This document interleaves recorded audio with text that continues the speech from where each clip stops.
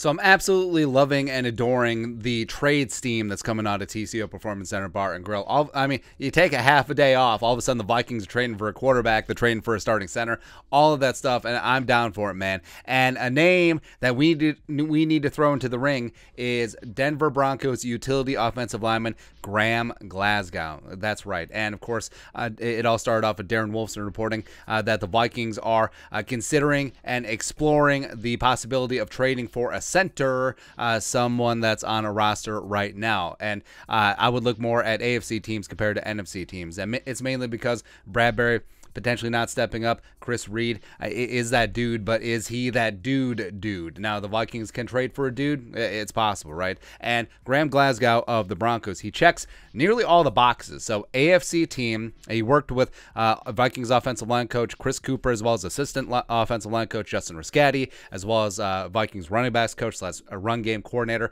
Curtis Motkins in Denver from 2020, 2021. Also, Ed Donatel was defensive coordinator at that time. Now, it doesn't really sync up. It doesn't really matter, but Donatel could tell you how Graham Glasgow is as a professional, as a teammate, going up against him every single day. So that matters too. Also, he's been dropped to the second team. We'll get into the reasons why here in a sec. And also Peyton, Jumpin' George Peyton, of course, former Vikings assistant to the regional general manager, could be looking to offload part of his $3.1 million fully guaranteed salary in 2022. He had a reworked contract. Also, he played center during his time with the Lions, if that name rings a bell, because the Vikings played him twice a year when he was on his rookie deal. So, if you smell what the Rock is cooking, I think something could and should be done here about Glasgow, and we'll get into why. And like we mentioned, he's a Michigan man, was a Wolverine, was a 2016 third-round pick by the Lions, 29 years young, turns 30 next Friday. Happy early birthday.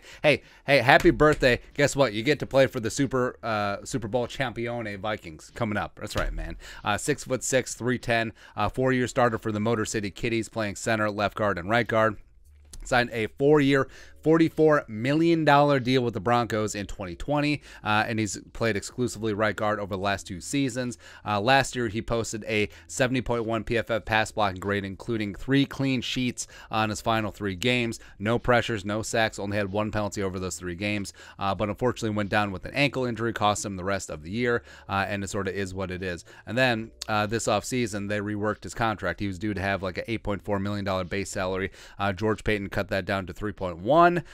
But it is fully guaranteed. The Broncos would have $6 million in dead cap if they trade him, and if they cut him, which they're not going to do, they'd have $9.1 million dead. Now, like we mentioned, Glasgow buried on the depth chart. So you're only a couple years removed from signing a $44 million deal, and now you're a backup. And it isn't necessarily Glasgow's fault. It isn't like he fell off. It's not like there's a bunch of slappies starting over him. Left to right on the interior for the Broncos is pretty damn good. You got Dalton Reiser, second-round pick coming out of Kansas State. You got Lloyd Cushenberry, fantastic center from LSU. Also got Quinn Meinerz, the belly, coming out of Whitewater. So I fully understand why Glasgow has taken a back seat, mainly because George Payton, he's got these young guys, Reisner and Cushenberry, he inherited. He drafted Quinn Meinerz, so he's given those guys the time of day. And remember, Glasgow was signed when Elway was still in charge, so George Payton didn't sign him, and Payton could easily cut him or trade him this offseason.